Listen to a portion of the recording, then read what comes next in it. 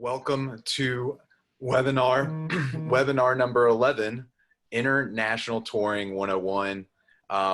Thank you for all the recurring students and people joining us for the first time and people that are interested in learning about tour management and the whole spectrum of everything that goes in and out of that. Today, we're going to be discussing International Touring 101. And yeah, here we are. We're kicking off webinar number 11. To break it all down and get things rolling on international touring and what goes into that. So here we are. Welcome, everybody. Henry. Mark. Okay, so it's common for newly established artists to start playing international shows early on in their career. So a tour manager needs to know how to take an act overseas. Today, we're going international in a special two-part series covering the broad skills and information you'll need to get across the border, to the stage, and back safely. It's always 90% preparation, so part one will mostly cover the advanced work you'll need to do first, and then we'll hit the ground running with what to expect if your first shows are in Canada, Europe, or the UK. Our special guests, Brandy Lindsey with Global Access and Chris Palmer with Rockit Cargo, will walk us through the wide range of support they give to a tour and how to avoid issues at the border. But first, Adrian's going to give it to you straight when it comes to getting the 411 from your team. Adrian? Good morning, everybody. So the first thing we're going to talk about is the prep that you need to do with your crew. Everybody must have a passport. Must have a passport.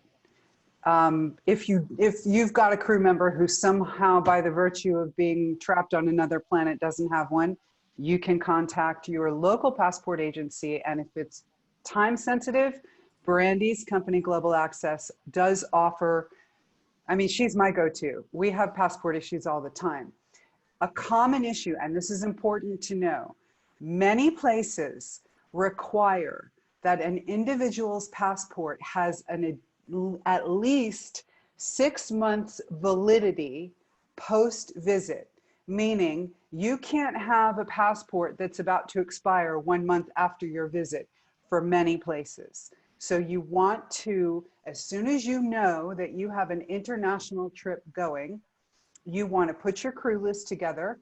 You want to get your list of traveling party, your artist party, your band party, your crew party, and you want to make sure that they've got passports. And you want to make sure that those passports have validity and that they're not about to expire. In some cases, we may have a situation where one of your crew, a more experienced crew member, may have 2 passports so that they can travel on their passport while another one is sitting for a visa. It's important to make sure that the passport that you are submitting on all of your forms for immigration is in fact the same passport that that crew or band member is going to travel with. Very important, very important. Next.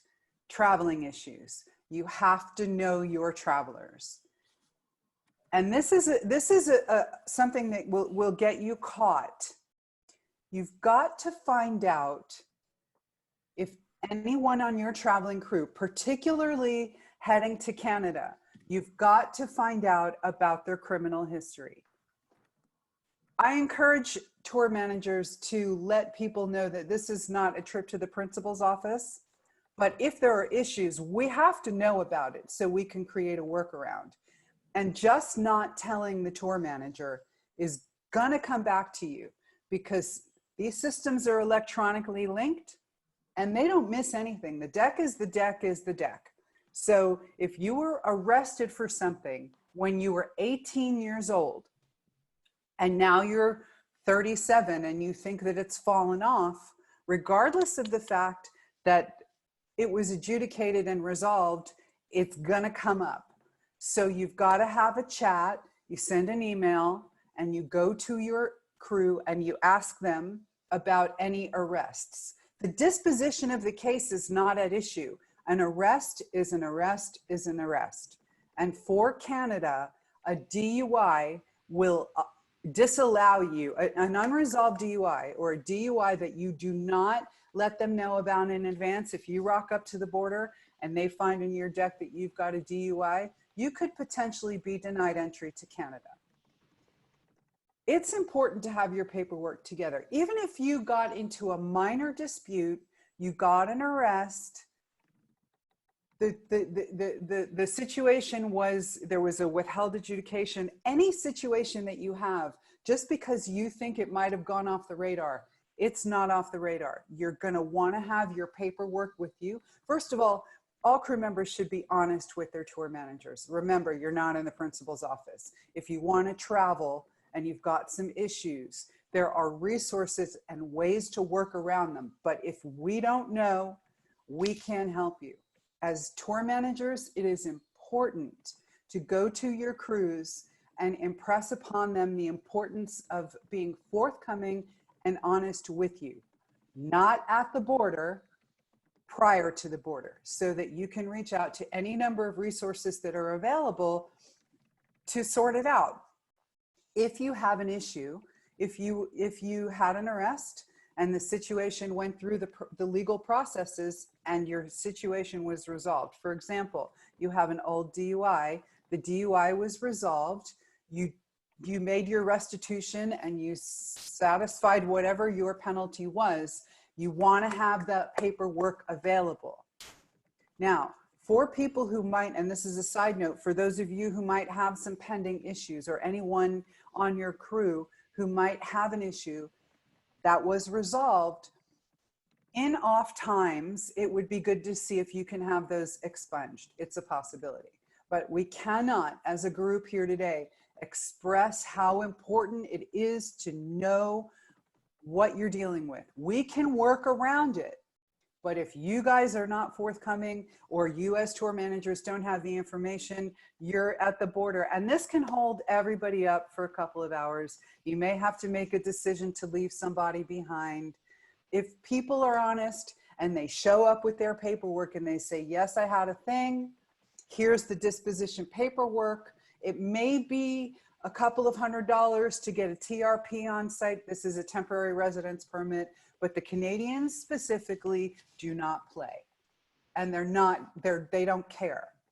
And at this moment in history, the United States has been a little bit difficult to work with regarding immigration and getting back and forth, and our neighbors are not doing anything differently than we are. So there are no welcome mats being hung out at the moment. You've got to have your paperwork together. Your passports must be straight. And this includes anyone who might be coming along. We've talked again, sometimes we've got children.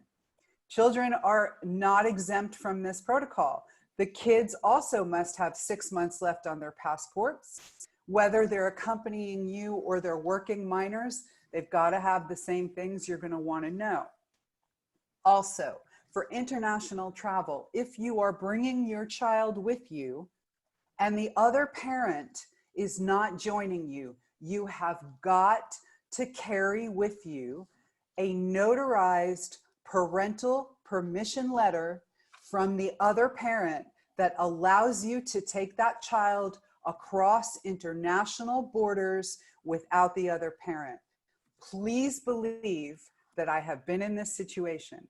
If you are a divorced parent, you're an artist, you're carrying your kids, you're divorced, you've got to go find that parent. You're not speaking, whatever it is, these are issues that you've got to have dialed in before you set your plans in place and travel.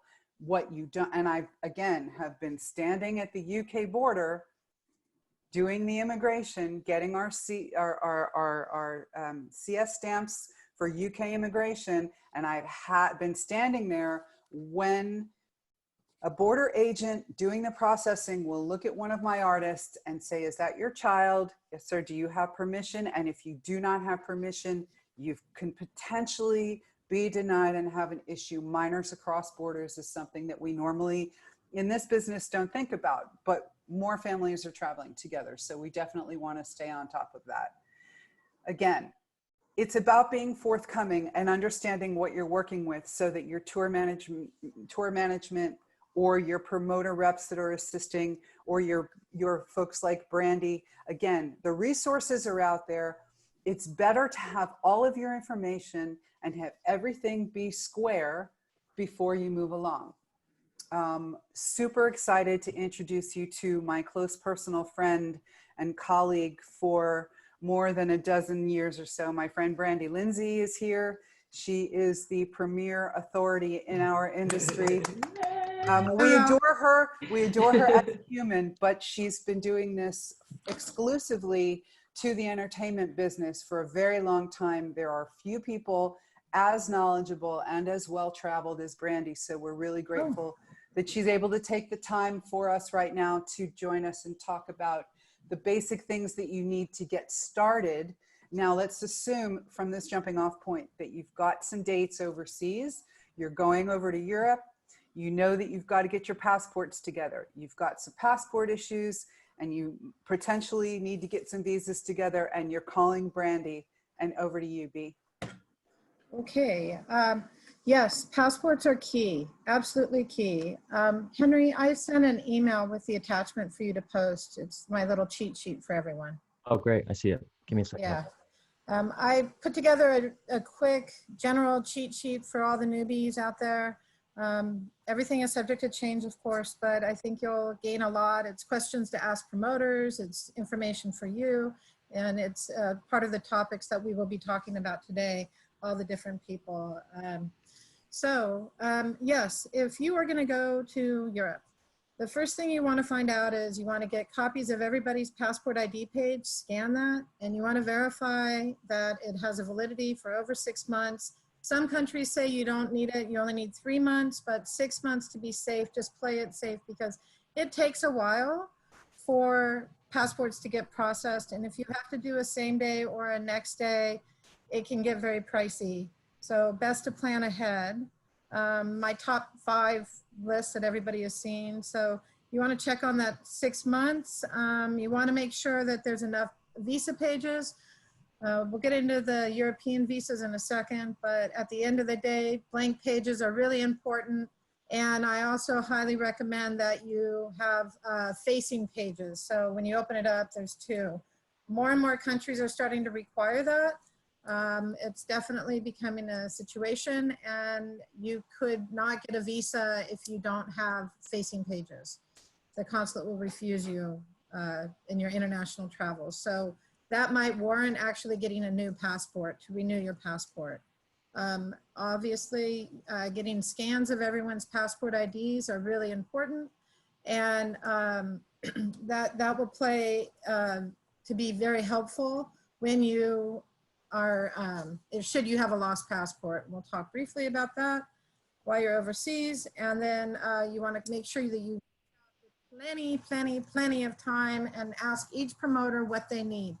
Come prepared with an Excel spreadsheet that has all the passport information, as well as their position and their home residence. They do not need social security numbers. Please don't give that away unless it's asked for. It's very rare that it's asked for, so that's private information. But passport IDs and have the spreadsheet and the IDs ready, and then they're going to also, the promoters might ask you, when are you planning on traveling, as well and what is your entry and exit dates, and then what are your flights. So they'll talk a little further about all that. And then you just want to ask the promoter what their process is. But in my number 5, it's verify visa requirements. Not every nationality can just enter into a country. So I work with a lot of Jamaicans, and whether they have a US residency card or a work visa in the States, or they live in Jamaica or abroad, they still need a visa for almost every country. Except Ireland, it's very weird. But that is a situation that you want to always check to see the nationality. If you have a unique nationality that's mostly not Western world, then you definitely want to go onto the consulate website for that country and just take a peek. It's really easy. It'll tell you, am I visa exempt, or what countries are visa exempt, and that will get you what you need. So that's really my top 5. So just passports, pages, scans, contact the promoter, be ready, send it, give the data that they're asking for. They may not need anything, but you want that in writing from them. And also you want to verify that if there's any special requirements needed. And then I put in a couple of little extras because top 7 doesn't sound so hot. But obtain second passports. We were speaking the importance yesterday in our intro discussion about getting second passports. Most countries will allow you to apply for a second passport. Not every country, there's a handful, but the importance of this, as I wrote, is, and we will all agree that when we're in the days when we will be traveling again with dates in Europe, and then you're coming home for 5 days and you're going to South America, you're gonna need to have visas put in your passport for South America, and that consulate may take 2 weeks to process.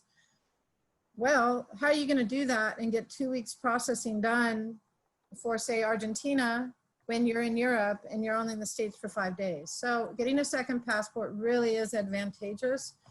And there's a special document that's required, but the consulate will grant you a second, or the U.S. Passport Agency, when open. They are currently on hibernation due to not wanting to have people travel. But hopefully in the next 3 weeks or so, it'll open up again. But definitely get second passports. And then the last and the most important thing, which I think David's going to talk about, is just keeping organized.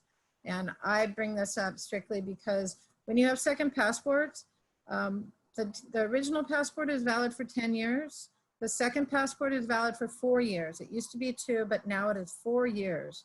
And you can get a 56-page booklet, just like a 10-year, so you're good to go. The importance of it is keeping track. And if you are going to Argentina, since I use that country, and you use your 10-year passport and you give that to the promoter, and then you turn in your second passport for 4 years with a different passport number, etc., and you go to Argentina, the approval notice doesn't have the right passport number, and it can be rejected. That can be an issue for you. So it could cause some serious setbacks. So it's really important to keep track of what you're doing, organize it. Like, I'm gonna go to South America, so everybody that has seconds is doing South America passports. Or we're doing second passports for South America, and Europe will be doing the 10 years, or vice versa. Just some way that you can keep track. It's really important.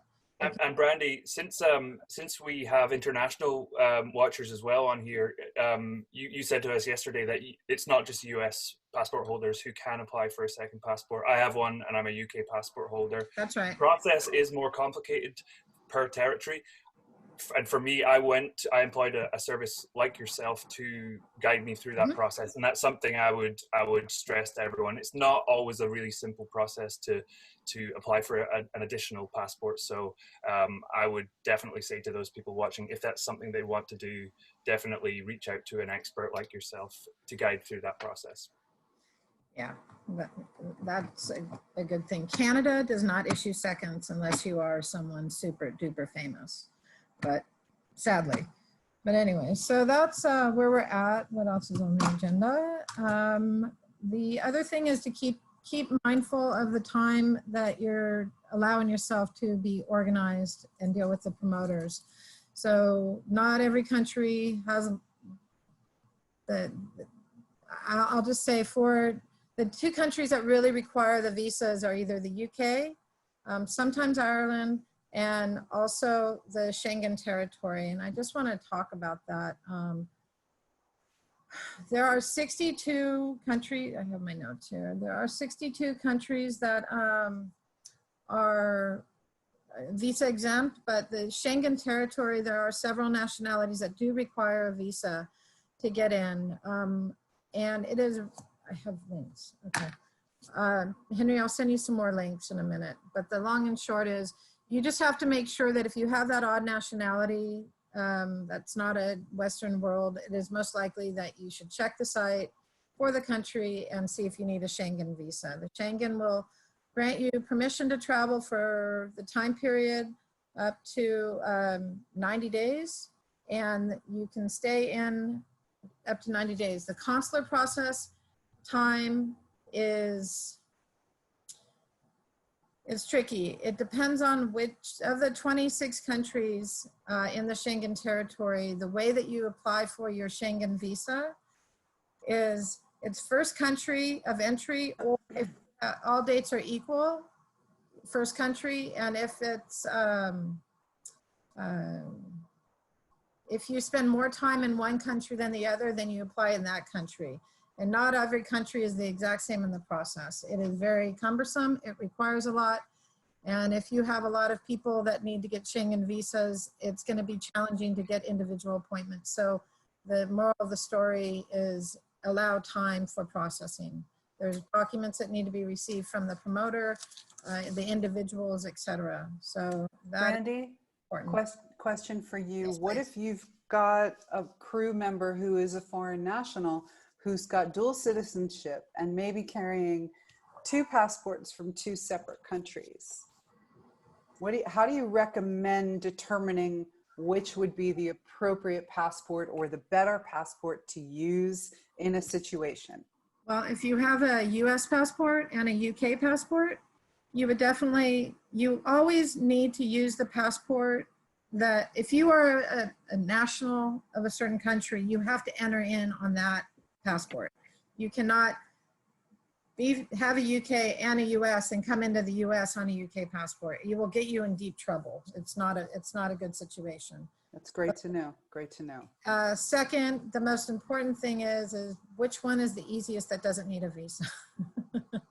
That's really what it gets down to. And then you verify the validity of the passport that you're going to be entering in on. Path of least resistance paperwork wise. Always. And sometimes there's also different restrictions, you know, like it's not even just money, correct, Brandy? Like, for example, when I went to Dubai, it was easier to enter for many different reasons on my UK passport, just politically, than my US passport. So there's also can be other bureaucratic reasons as well. It's an excellent point there, Mary Jo, for sure. Yeah. For sure. Yeah, I think it's always important to just do your due diligence and, you know, get with someone like Brandy and check in with the consulate and just do a little background check before you fly. You know, I think that'll take you a long way, just doing your homework. Yeah, seriously, this stuff gets so complex. So the biggest takeaways from the beginning: stay organized. Time is your best friend. But MJ, talk me through how tour managers and how we stay organized with this information and how we use it. Because ultimately, we just gather the information that Brandy needs, and then we hand it over to her team and the promoter, and then all work together to make sure we can get through. But it's a long process. So where do you start?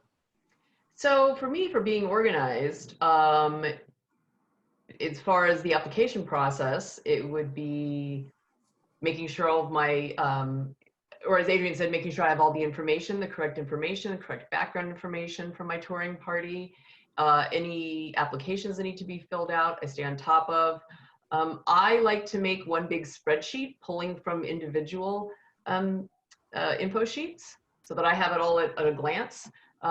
However you want to organize it in one place. Something that's really important is that you keep track of, if you're applying for multiple visas for different countries and using multiple passports, that you keep track of what passport is attached to what visa, so that you have a backup of that and you're aware of that. In a general sense, being organized, keeping your files very organized is very, very important. There's a lot of paperwork that goes into traveling internationally, applying for visas, carnets, which we will get to later, gear manifests. The way I like to organize it is I like to organize it into files, and I use Dropbox, and I have the Dropbox app on every single one of my devices. So that if I'm going through passport control, that's actually you can't bring your phone out of passport control, so that's a bad example. But you know, say I'm going through border crossing in Canada, I have had them let me open up my iPad because I needed to show them a copy of a passport. Or if I just need to refer to it before I get to passport control, I can pull up Dropbox. I can find any of my files. You can usually find a business center that you can print from as well. You know, any of your devices. And what's nice about that as well is that I can take a photo, you can have a scanner app, you could drop it right into Dropbox, send it to somebody. That is my big organizational tool. Another tip is that you want to keep hard backups of everything, because as I just almost goofed on, you cannot pull out your phone when you go through passport control. Usually when you go through customs, if you need to show something, you need to have a hard copy of that. So I personally, when I travel, I have a folder that I guard like gold, because it's got a copy of everybody's passport scan in it. It's got a copy of all my paperwork, of everybody's paperwork. So I have backup of everything. I also keep hard copies of, if I'm going into Canada, I keep hard copies of every deal memo with the financials crossed out. If I'm going into Europe, it's usually of the first couple shows or the first promoter. That's always a good thing to have. It's good to have your routing sheet that shows all of your cities and venues, so that if you have to prove that you're playing and this artist is playing, that you have all of that information. So I keep all of that. Another thing that's very helpful when you're keeping track of or getting all of your people into the US is global entry, making sure that all of your team has global entry or Nexus. That can just make your life easier and quicker when getting through borders. Sometimes you can get, depending on the level of tour, and I've been surprised, even sometimes like smaller tours are willing to pay for that for people. Oh man, it's amazing. Because it makes life easier. I love It takes time though, allow time, It does. because they're very backlogged. Yeah, it's back. And if you're in New York, you can't, correct, Brandy? That's right, yeah. Right. So do some homework on that one. And I think it was Jim that you were saying that you go, when you went to rather than doing the interview at an airport, you went to the border? Yeah, if you're near a border town, I found that making an appointment especially near Mexico, I'm sure Canada would be the same thing, but I did mine in one of the Mexican border towns when I lived in Austin, and drove a couple hours and didn't have to wait. It was like months to go to Houston or any of Dallas or any of the other ones, and I was able to drive 2 hours and get right in. And in fact, they thought I was crazy because no one had ever done it before. So, but you can make an appointment down there for it, and it takes minutes and you drive back. So I think the name of the game is that as the tour manager, you need to keep all of this stuff organized for your entire touring party. You need to have backup of everything, and you need to be as organized as possible. Like, don't just throw it in one file. Have files within files, have every person's information, have the visas for every country. You need to have backup for everything. Now, as far as border etiquette, when you are arriving in another country as a touring group, you will be under more scrutiny when entering a country, whether it's via air crossing or border. So you need to project, especially as a tour manager, you need to project professionalism at all times. You might get frustrated or not necessarily agree with what the immigration agent is telling you, but you need to remember that your entry, no matter what country, is discretionary. It is discretionary based on whatever that agent thinks or sees. So you need to be a calm, patient leader, and you need to coach your touring party to also remain calm. Again, do your homework in advance. You need to be familiar with all of your documentation. Ask questions of colleagues. If you're working with an agent like Brandy, ask a lot of questions. There's no stupid question, especially when it comes to visas and traveling internationally. And make sure you understand the process. Be transparent with your touring party. Make sure they understand the process for arrival, and that they should also be patient anytime they're entering a country. They should answer any questions asked of them truthfully without making any jokes, because that could be a problem. As we discussed yesterday, even something off the cuff, if you got a border agent that is, for whatever reason is being extremely serious, which is almost always, that can be an issue. And so if you're, some specifics, for example, if you're arriving by air, most likely you will not be allowed to lead your group through immigration and passport control. A lot of times you might be starting a tour. So you're arriving separately. So everybody will have to deal with being entering as an individual. So you should coach your touring party. They should all be prepared to enter as individuals. I'm going to specifically speak about entering the UK, but this is applicable to most countries that you'll enter by air. If you're American, you're arriving in EU, you usually don't really need anything. You know, you kind of just go through, but it's always flexible. That can always change. So make sure, again, that you understand the arrival process, all the paperwork needed for arrival. Each person in your touring party, and this goes for any time you fly in, they should always have their own hard copy of all pertinent visa and immigration documents. So this means actually printed on paper, not just on their phone, because again, you will not be able to pull out a phone at passport control. I also like to print out a copy of my route sheet, again, showing all the dates and venues, and give to each person. I don't necessarily give them a copy of the deal memos with the financials blacked out. It kind of just depends. Sometimes, you know, when I was first starting out, I asked the agent, they don't really need that so much. Yeah, backup, because you know, you never know when you're going to get drilled and they're going to ask you all the questions. True, that is true. It's good to have everything. Yeah, and something I tell people, like, if they're traveling separately and we're all meeting in the other country, we're all meeting at the other airport. If we're traveling together, I can hand everybody, you know, if it's the beginning of the tour, we're all meeting, or if we're in the middle of a tour, I can hand everybody their hard copy. But I tell them, like, if you don't have a printer at home, go to Kinko's, like, go somewhere, print this out. And the other thing is, make sure you tell them to put it in their carry-on.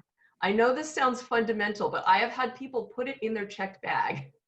And if that checked bag gets lost, they do not have their immigration paperwork. Yeah. Make sure it's in there. It sounds like something that you shouldn't remind people, but just, it's better to be safe than sorry. I have definitely, I've pulled over buses on the side of the road in Europe while one of my crew members digs through their luggage to retrieve their passport from their pants pocket. Yeah. You've gotta bring your tools to work. Yeah. Make sure everybody has it. Double check when they're getting on the plane. Like, make sure before they go, check in with all your people. Hey, do you have your passport? Do you have your valid passport? I've had that too. I've had somebody, thank God this person they got to the airport as a habit early, and they had to go all the way home and get their non-expired passport. So, you know, make sure, just check in with them. They're, again, no stupid questions, no stupid asks. I would say that even if your promoter or your agent tells you that the visa or work permit information will be in the computer system, assume that it will not be, because 90% of the time, in my experience, passport control cannot find this information easily on their computer systems, or a system is down. And the printed documents are a lifesaver. I've had an issue before where we went through and everybody had their hard copy and parts of the computer system was down. So the agent had to make a call and we got through that way. It's very, very important. I like to make a checklist to email everybody in my group in advance, the steps they should take on arrival, and really spell it out. Like, fill out your customs card, enter the foreign passport line, or look for the line that corresponds to the passport you're holding. Have your paperwork and passport in hand. Let the agent know that you're here to work, like that you're here to work, and show them your paperwork. There are some instances that your visa agent or your agent may say your visa is a business visa. Know that there is a difference between entering for business and for work. And if there is something specific that your touring party needs to say, like, tell them, like, don't tell them you're here for work, tell them you're here for business. I had that issue when entering China with a group. We were on business visas, completely legal, but they look at work and business as a different thing. Work would mean that you were going there to live, to work for a company. Business meant that we were entering for a certain period of time to perform like a kind of like a business meeting, which was our event. So, you know, make sure everybody really spells that out. Also, I like to include in that email the promoter name and their contact information, as well as the agent contact information, should the immigration agent need it for any reason. And keep in mind, again, like Brandy said, that you may have touring party members with several different nationalities, entering through different queues. You may get separated from your touring party, so do everything you can to make the process very clear to everyone and ensure they have proper documentation with them. And something I like to do is assign somebody in the party to be my second in command in case I get pulled aside for any reason. And I just make sure that they have all the agent and management information, and that these offices are aware that this other person may call them if I get separated for any reason. I've even gone so far as to hand them a thumb drive of files before. You never know. I mean, I've gotten separated because I had to go get somebody out who's getting questioned. And my second in command just had to go with everybody to the hotel, you know, so you never know.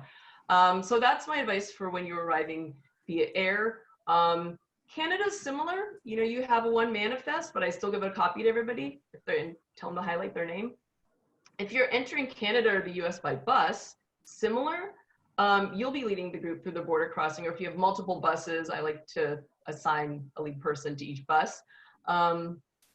Usually would be if you have multiple buses, it's usually production manager, production coordinator, road manager. Make sure your bus is clean the day before. This goes for entering either way, US or Canada. And this also, it also can apply to certain countries in Europe.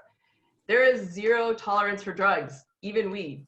And most likely they're gonna pull everybody off the bus to run dogs through it for drug sniffing. It's going to happen. Like, don't take your chances. Right. You know. And no matter, right. Do not get busted for pot going into Canada. Clear out. No. It's not worth it. And someone's going to have to take a hit, and it causes delays, problems, and you're striked. It's just challenges down the road. Never worth it. Right. And let's be clear. You may be coming out of a state where you've got legalized, or it's medical or recreation or country, into another place where it's legal. But that does not mean that crossing a border is legal. Let's be clear about that. Your border crossings are their own situation. So no matter what's going on the territory over here or the territory over there, crossing that border is its own entity. Yes. And just to go back to what Mary Jo was talking about for hard copies, this also applies to train travel. We frequently take trains from between France, between Paris and London. This is a frequent travel. These are two different territories. You do require entry into UK coming from France. If you do not show the French that you have your access into the UK, they will not let you go. And I will tell you that you can cry and you can throw yourself. I'm just going to give you a brief. We felt like traveling, all of our parties together would be a great idea. So we rented 2 first-class full train cars. When we arrived, the person in charge, despite being told to print and have hard copies did not print her manifest. The French were not joking with us. They did not care how many tickets we purchased in that car. They did not care that first class car was about to roll empty. They did not let the group board the train. We were forced to find seats on other trains once we were able to plug in a laptop and print a piece of paper to hand somebody. So don't leave yourself in a situation where you are now at the behest of somebody else to make a decision about the disposition of your travel. If you want to get there, make sure your ducks in a row. It is up to you. Yeah. And another thing I wanted to bring up, I just thought about entering the UK with the COS. So there are automated gates when you're going through. You cannot go through those with your paperwork. They will try to push you through them. You must, and this goes for any country, you must see an agent if you have work permit or visa paperwork. So don't let them push you through that. Right. Well, also, as we talked about for the UK, the sponsor needs a copy of the stamp that you actually entered in, to keep the sponsor legitimate with the government.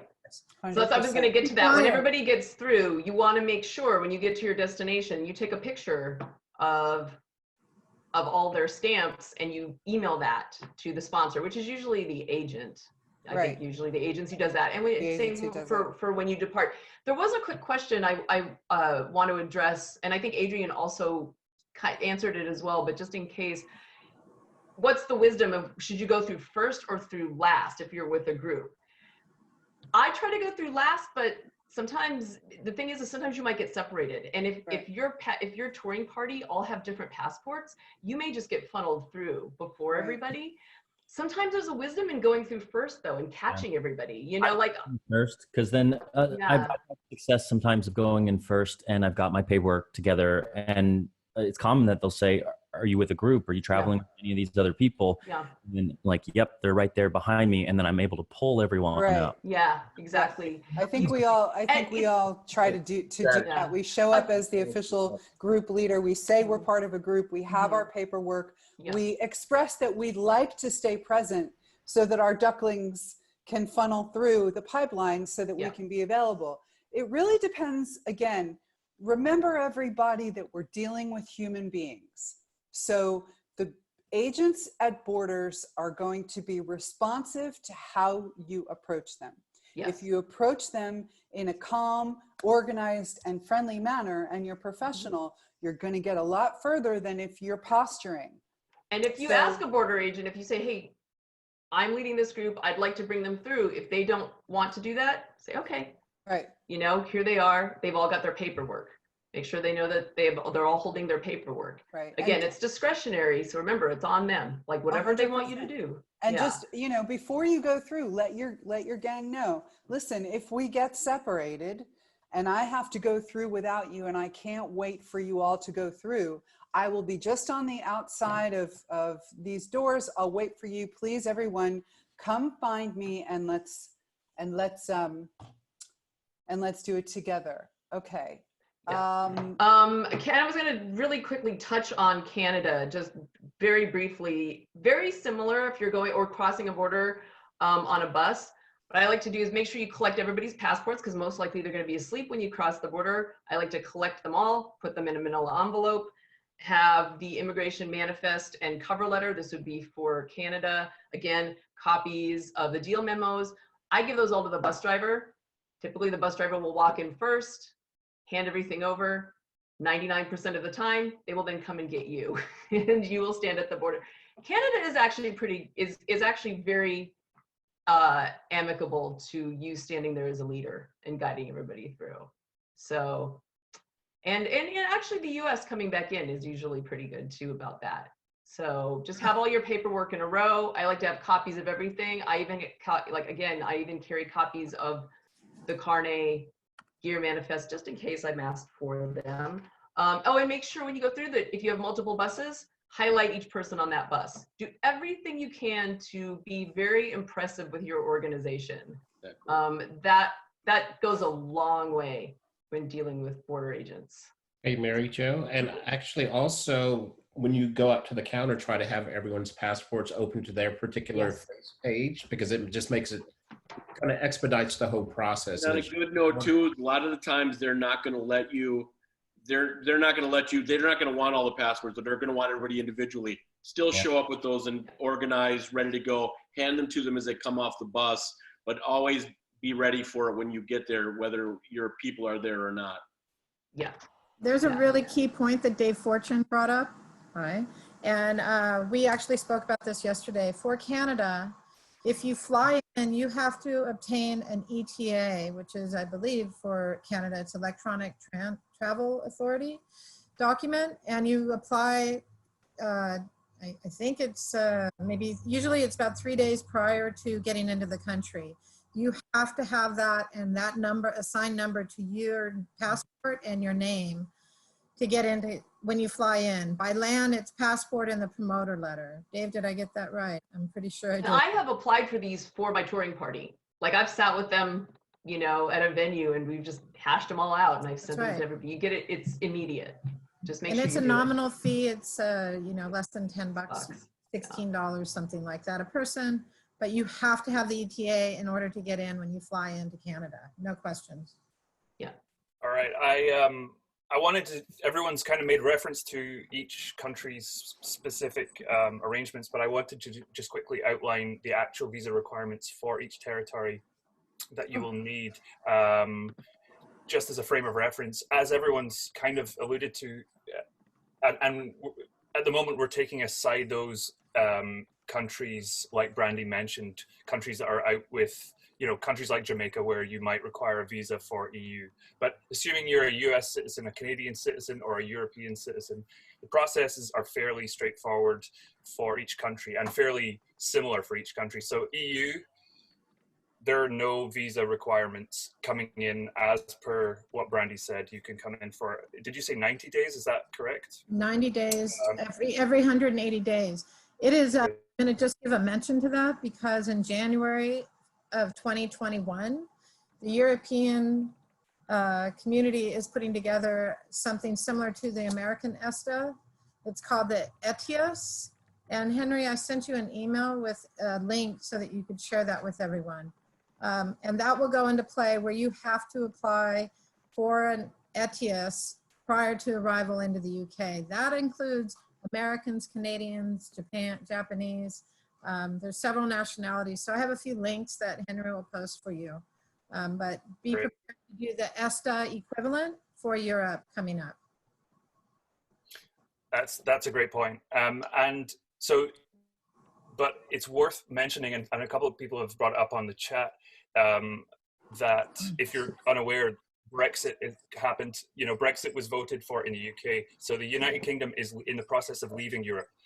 It's always been different, and we can't get into speculation or what will happen because they're currently in transition, and the COVID-19 has put the brakes on that a little bit. So we don't know what's going to happen with Brexit over the next year. It may be delayed again, but suffice it to say, we're basing this on current conditions, and the UK has always been different anyway. There is a visa requirement for the UK as it stands. It's called the COS, the Certificate of Sponsorship, and that is a sponsorship from a UK organization that gives you permission to work in the United Kingdom without a work permit. It's really easy to get, and generally it will be applied for by your booking agent or their assistant, and they're pretty on top of it. So typically an artist will have a UK or European booking agent. They will reach out to you, or you can reach out to them as a TM in advance. They'll send you a really basic manifest sheet asking for some information like passport numbers, basically personnel information from your touring party.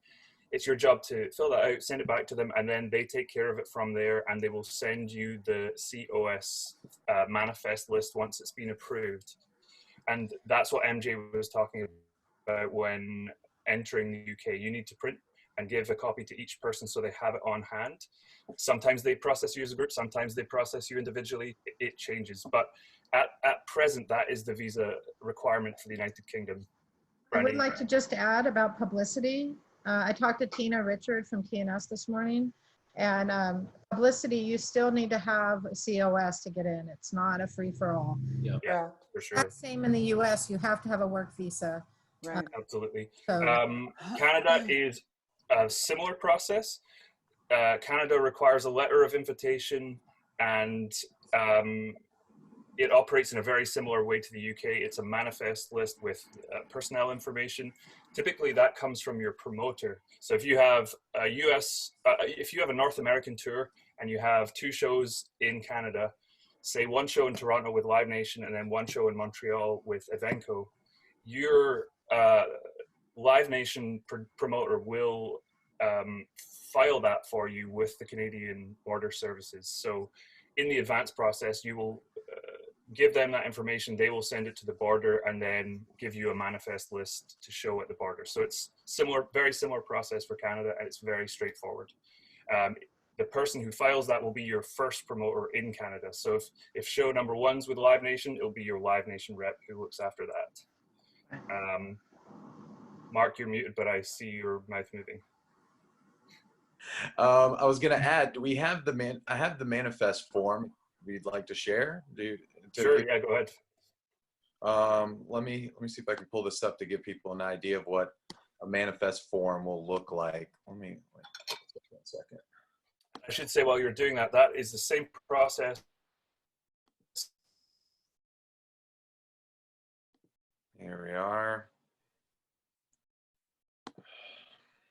Share the screen. Same process.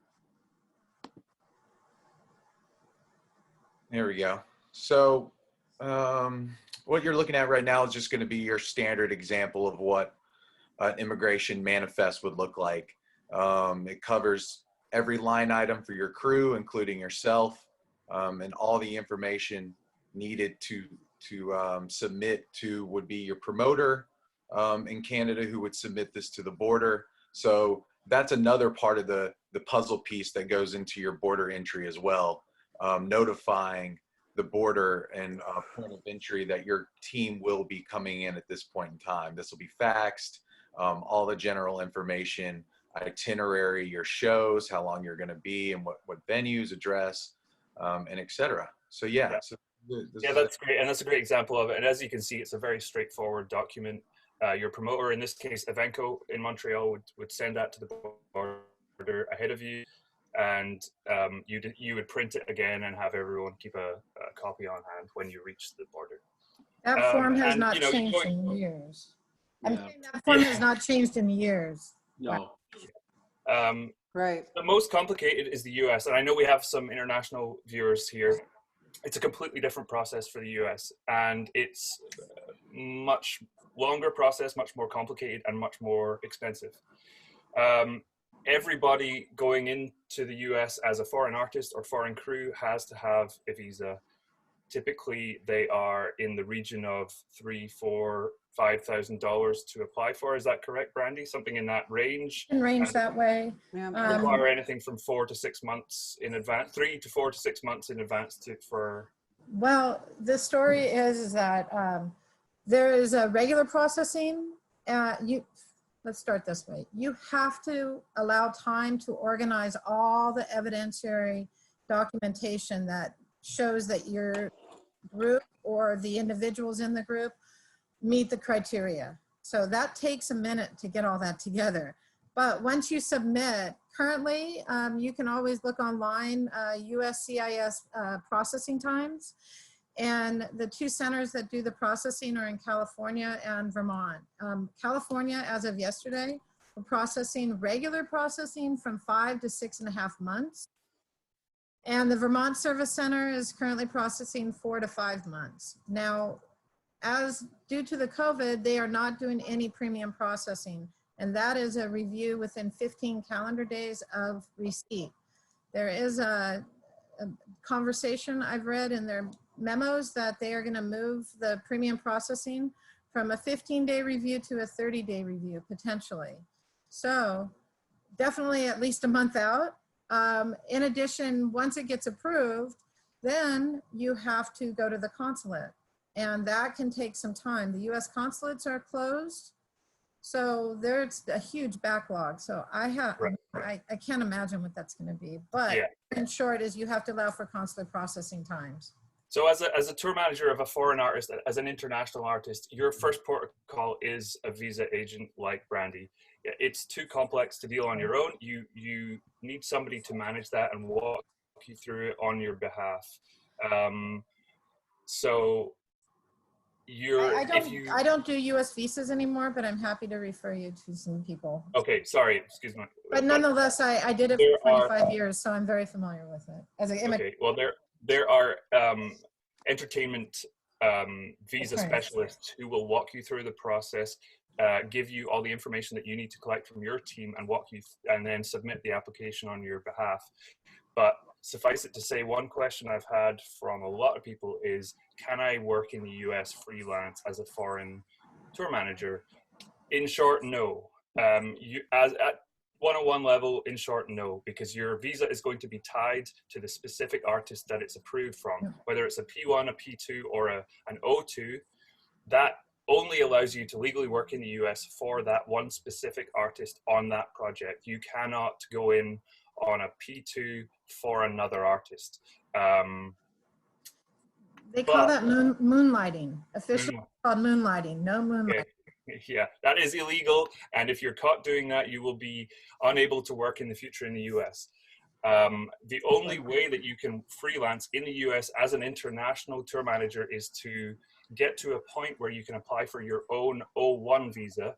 And that requires that you have a wealth of experience, international recognition, press, big name artists that you've toured with. So in a word, you can keep that as a goal. An O1 visa in the future, if you have been working for a long time and have a great resume, is achievable, but it's something that you need to have a lot of experience and evidence to back you up. Basically, right, just to jump in, basically with an O1 visa, you have to prove that the person that is applying for this O1 visa is extraordinarily talented in their field, and no other person who is an American citizen can do this job, and why not? Yeah. That's the argument that you're putting together. The O1 title is an artist of distinct recognition in their field. Right. English recognition in their field. So it's very important. But even if you're working with a P group and you're the tour manager and your band from England wants to come here, even in Canada, you can do a P2 through the AFM. But if you want to go through the USCIS, press. Right now, immigration is really getting tough.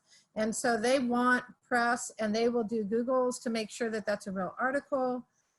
Be careful of what you post on your websites. You can get up there and do one song with a friend, and then they'll come back to you at the embassy and say, we saw that you performed in the US. Did you have a work visa? And it could get complicated. So press is really the ticket. And also, as you're growing, as Doug mentioned, as you're growing, a lot has to do with the level of talent that you're working with. As an O1, as a P, you want to be on festivals. You don't have to have US recognition. It can be international recognition for two countries is international. In addition, it can be playlists, radio charts, Billboard, mentions, etc. But you want to show that you have distinct recognition and international recognition for the O1 and the P1 respectively. Thank you, Brandy. Guys, we could spend all day talking about how we move humans' bodies in and out of countries. It's equally as important to be able to get your gear in and out of these countries. So we're going to shift the focus over to movement of freight, of gear, carnets, and the production moving internationally. Jim, we're going to come to you now and talk about how we recreate a show on another continent and what it means to start moving gear around. Yeah, in this kind of way, let's go in all aspects of this, guys, if you want to jump in there. I'll let Chris deal with the carnet part of it. I'm just going to go, first off, little things that if we're focusing on Europe, there's buses, there's different options. You have sprinters, you have bus and trailer.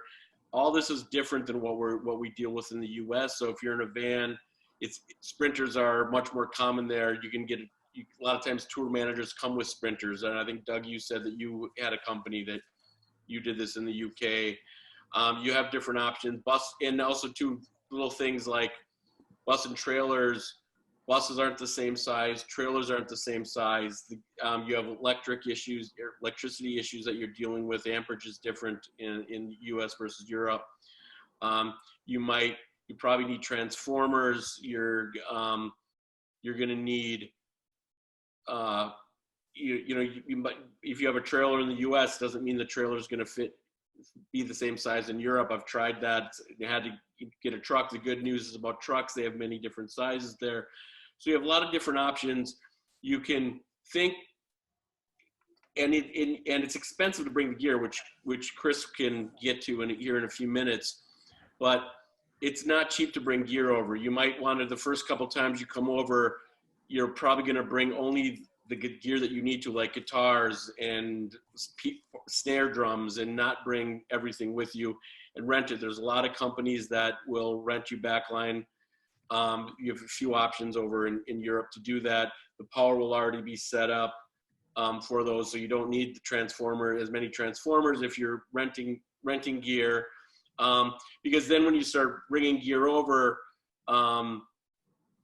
it's a lot more expensive to bring it with you than it is to rent it.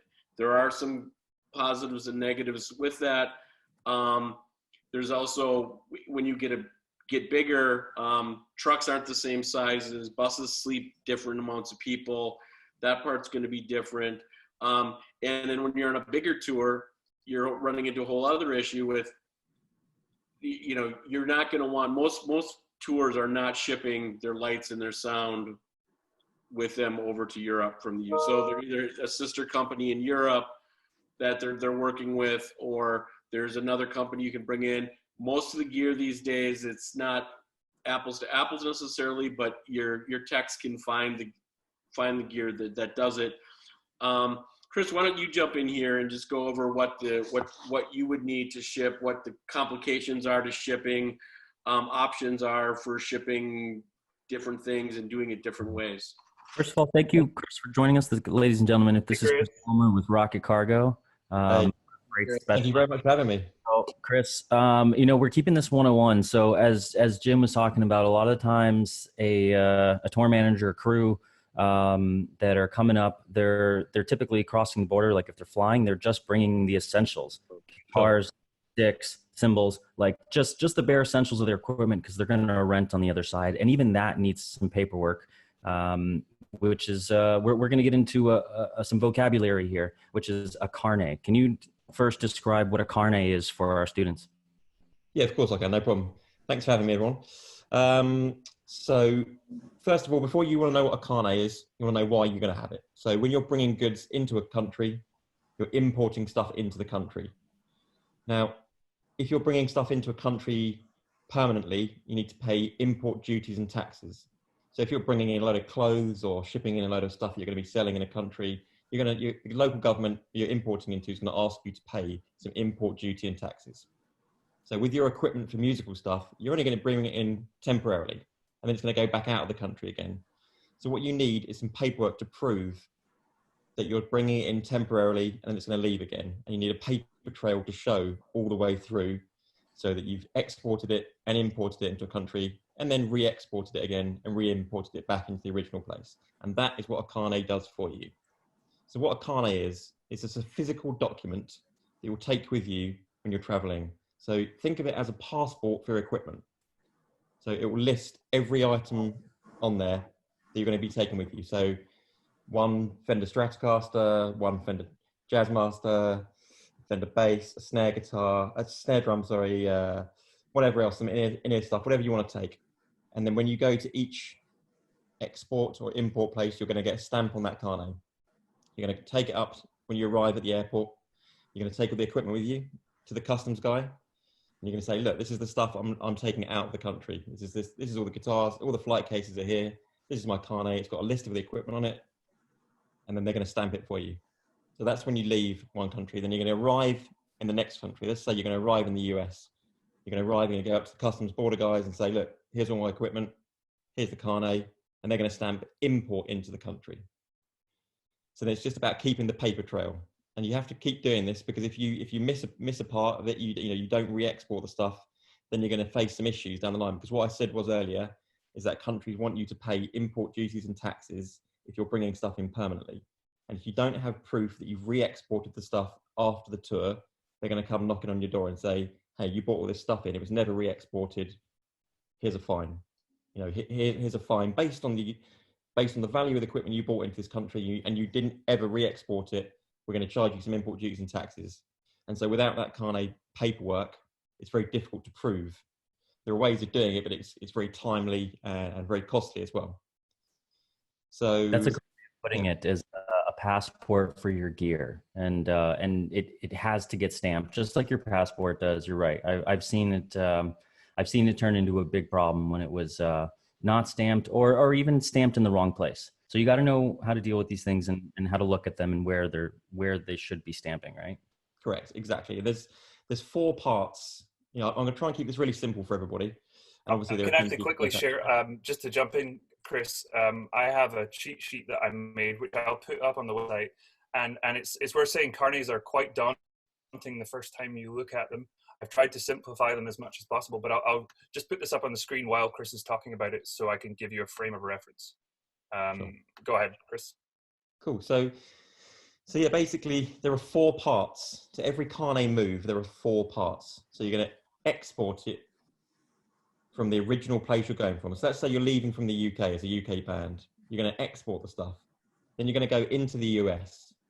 So you're going to import the stuff. So that's the first 2 bits done, export and import. And then you have to re-export the stuff out of the US. And then you're going to re-import it back into the UK. And that shows the equipment leaving the UK, going into the United States, leaving the United States, coming back to the UK.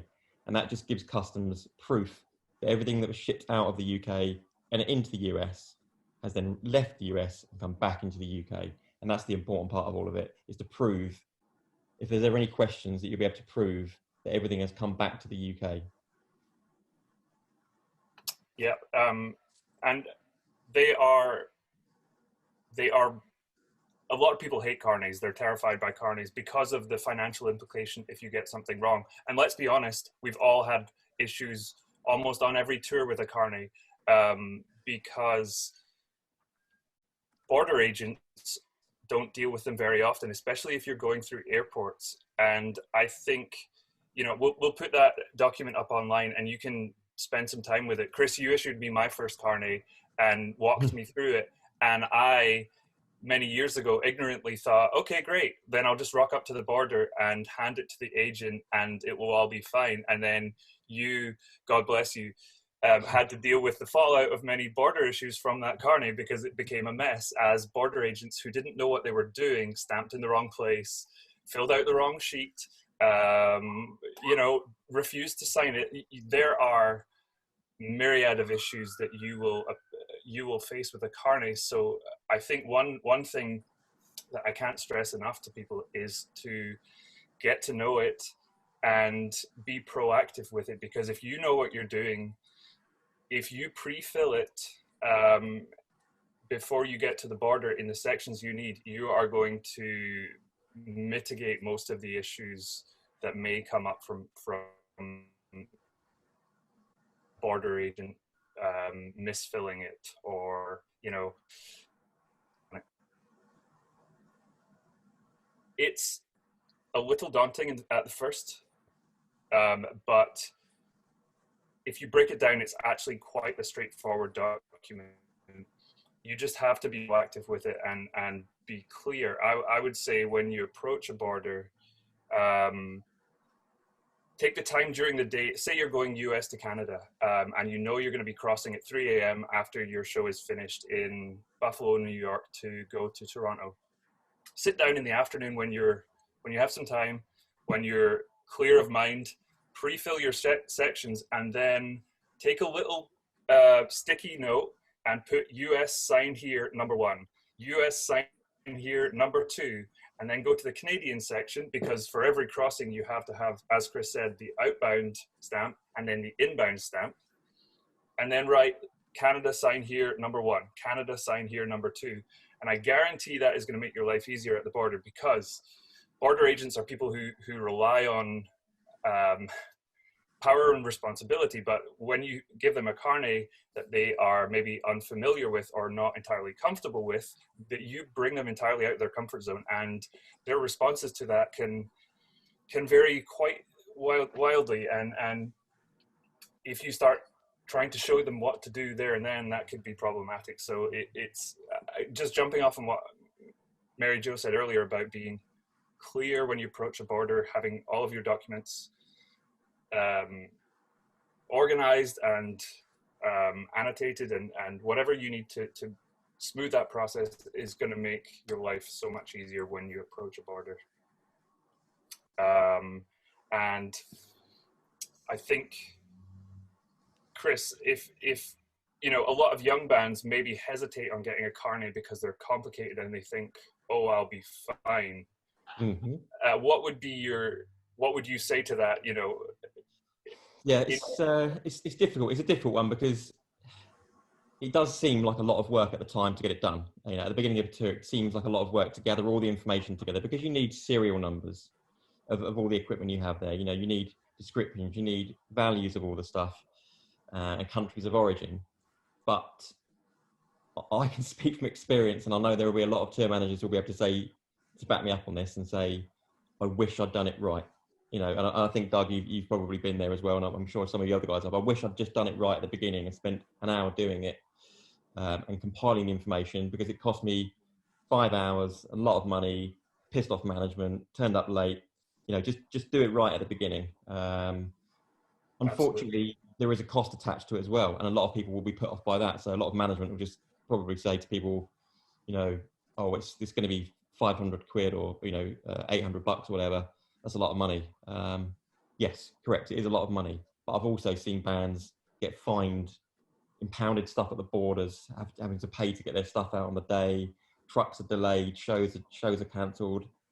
So yeah, it's difficult, because a lot of the time people will get away with it, and they'll go, yeah, you know, it's fine. I got away with it. It's fine. It's all good. You don't need one. And then they'll tell their friends, you know, you don't need one. It's fine.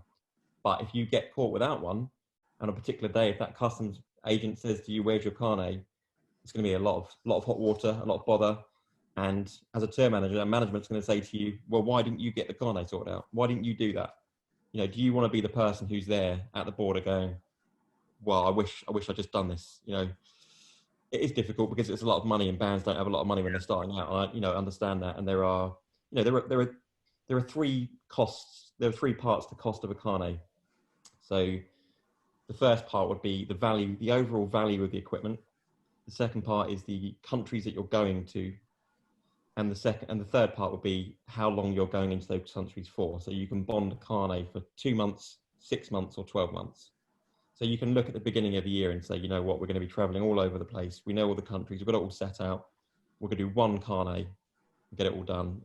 You know, and bands are moving towards doing that as much as they can. But obviously then shows can get added throughout the year. So there are ways to mitigate that. You know, you can add on countries to the carnet so that you can then travel to those places as well. So I don't want to overwhelm everybody with all the information, because there's a lot of information. And obviously you can come to me separately, or we can talk about it later on as well. I'll ask questions as well. But, you know, generally speaking, that's just kind of how it's going. So, yeah. Yeah, I think the key takeaway is that you guys are the experts with this. Same as visas that we were talking about earlier. Employ your experts to help you with things like carnets, because you're going to come into it and you're not going to know everything about a carnet or a border crossing, and it's not really your job to do that. But it changes. Companies like Rockit, it is their job to know this, and you know, maintain good relationships with your vendors. We've said that in every episode, and Chris has been a gem to me over the years, and all of our suppliers and logistical partners are the same. Just a really quick story, because I know we're running tight on time, but you know, 9 times out of 10, you might not, as a young band, you might not get caught for not having a carnet. But we were in Oslo a couple months ago, just before the shutdown, and Norway is one country. It is part of Europe, but you do need a carnet going into Norway. And we turned up, woke up on the bus in the morning, loaded in, and a US artist were due to play in the second room next door to our show, and we heard that they got pulled at the border, no carnet, and they got refused entry unless they paid something like $20,000 in costs, and they cancelled their show. That band did not get paid that night. They did not get to go to Oslo, and they opened up their ticket holders to our show, and we got 100 extra kids came in from their show to see our show. So, you know, that band did not get paid that night. So yes, there is an expense associated with a carnet in the first part, but it might be nothing compared to what you could get hit with if you get caught without a carnet. So they are essential. And it happens a lot. I see it probably once a month. I get a panic phone call from somebody saying, I'm at the border, we didn't get a carnet, what do I do? And it happens all the time. You know, I'm sure it happens. I'm sure it happens that many people go through and get away with it, like you said, and like we've covered. But you know, yeah, who wants to be that guy? Like, yeah, you may get an agent that like doesn't know what he's looking at when you get a carnet, but you know, their supervisor is smart and watching the floor and seeing who's passing by. And I've seen them just like, oh, there's a cart full of gear. Let's go see if they've got their paperwork, and just held us up for hours. It happens all the time. And you're right, as the tour manager, you're responsible to get yourself out of that jam and get to the show. So it's better to deal with it ahead of time than in that moment. All right. So, I mean, we will put that document up online. And the last thing I just wanted to say in regards to carnets is it can be quite tricky when you're approaching a border to find where you need to stop on the way out of a country. For example, on the US-Canada border, if you're driving up to the border, there are no signs that say carnets processing here. You have to, oftentimes you have to pull your bus on the side of the road before you hit the Canadian border, and often walk, as the tour manager, walk across 5, 6, 7, 8 lanes of road to the US building on the other side. Same for airports, you often have to go around digging for where the outbound customs location is, and many people who even work at the airport might not know where it is. So it's tricky, and I think Dan just posted a link to Yeah, that's a great link. Thanks, Dan. That's good. That's a direct. Thank you. That's the Carnet website, the UTA website, and it has maps to where the locations at each airport is, if I'm not mistaken. And that's a great resource, because the last thing you want is to turn up an airport with an hour and 45 to go to your flight, and then have to spend half an hour looking for where the customs port is on the outbound side. So yeah, be prepared as much as you can. If you're going to an airport or a border crossing with a carnet, find out where you need to go in advance. And also, just one last thing, you know, you can always speak to your freight agent, whoever that may be, to get advice. You know, there, like you guys have said before, there's no stupid questions at all. Just do ask, because you need to be prepared. So at Rockit Cargo, we put all of our carnets in a special folder, and that we send out to everybody. And the folders have all the instructions on them. It's made really simple for everybody. So just take half an hour to read it. And if you've got any questions, just call somebody, call me, call whoever you're speaking to about it, whoever helped you with it, because it will just save you some bother. And like Doug said, just get to the airport a little bit earlier, because it will take a little time. And it's obviously much better to be there a little bit early and get it done quickly than it is to be rushing through. Because again, I've had people miss flights because they've been running around trying to find customs. And it's just simple things like that, like these guys have just said, with visas, with carnets, with everything. Just be prepared. Just be prepared, and do some reading beforehand. It will you know, you'll be a better tour manager, a production manager, because of that, doing the research. So yeah. Absolutely. And one last thing is, when the agent has processed your carnet, check it before you leave. If they've made a mistake, they might be able to rectify that mistake there and then. If you leave and you go into the next country, that will be a mistake that has to be rectified.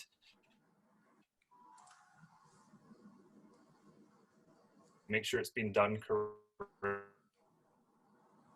Filled by it happens all the time.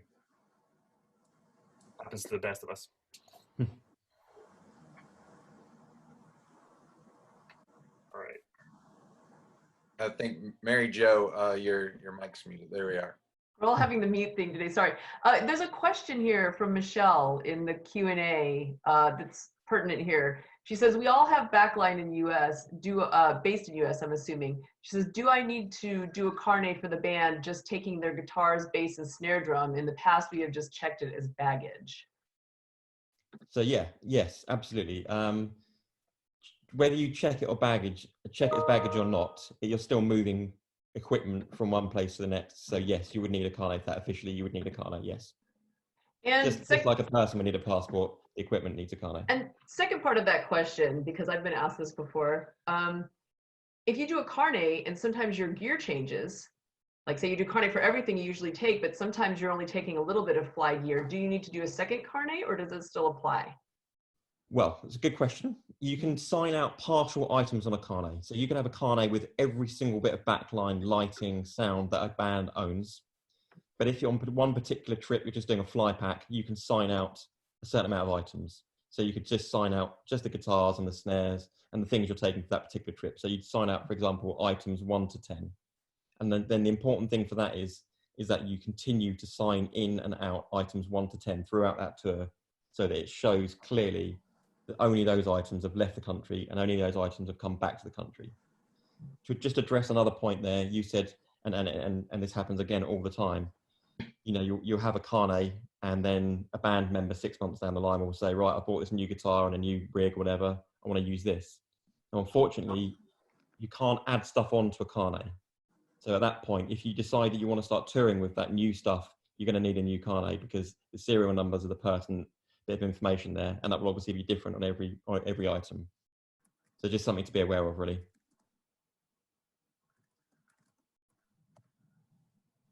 Have a carnet that has hundreds of thousands of dollars worth of gear on it, and you are at the end of a cycle and you are adding one guitar to your trailer, the realistic chance of that being pulled and flagged if your entire truck or trucks are pulled is fairly small.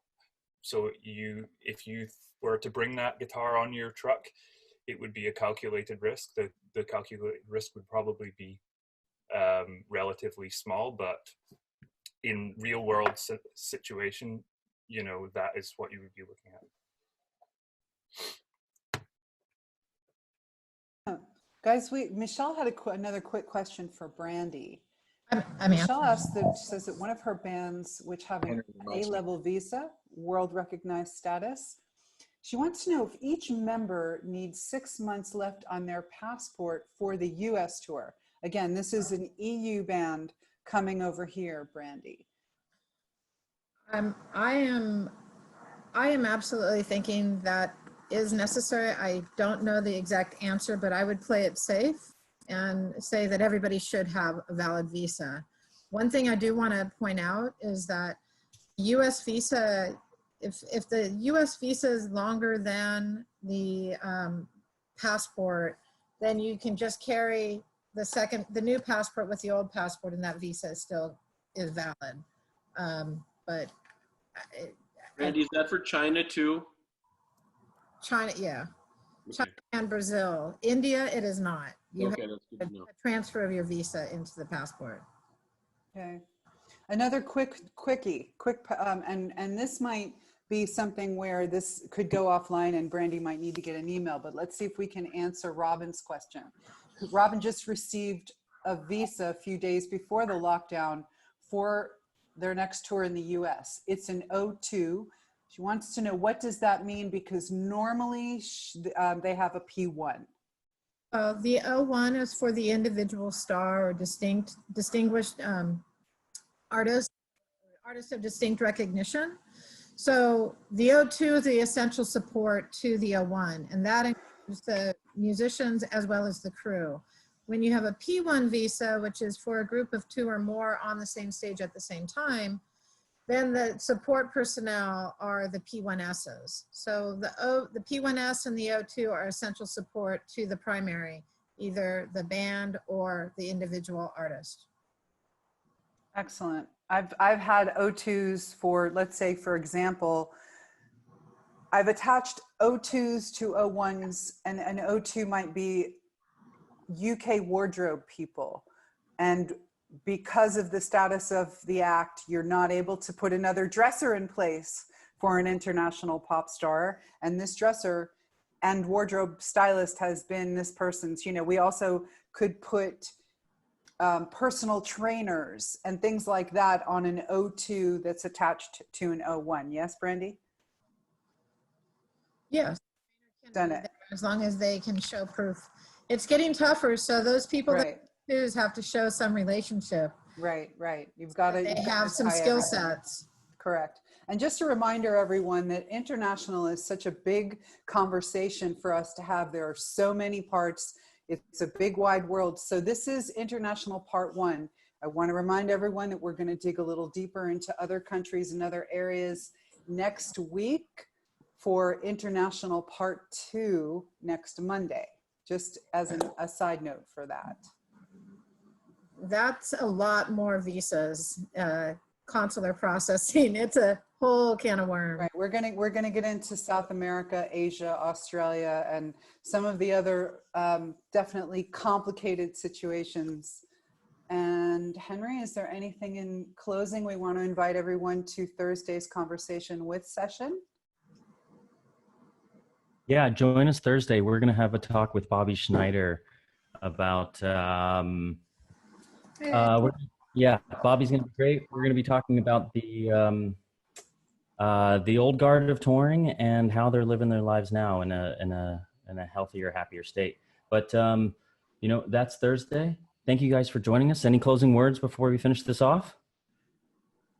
Thank you, everyone. Thank you so much. Great questions. Thanks, everybody. Thank you, Yeah. Ms. Palmer. Chris, Thanks for having me. Randy. Thanks, Brandy. Thanks, Jim. Thank you, Brandy, Chris. Thank you, guys. Thanks to everyone who continues to come back and join us. We appreciate it. Next Monday is going to be busy. Get your pens ready.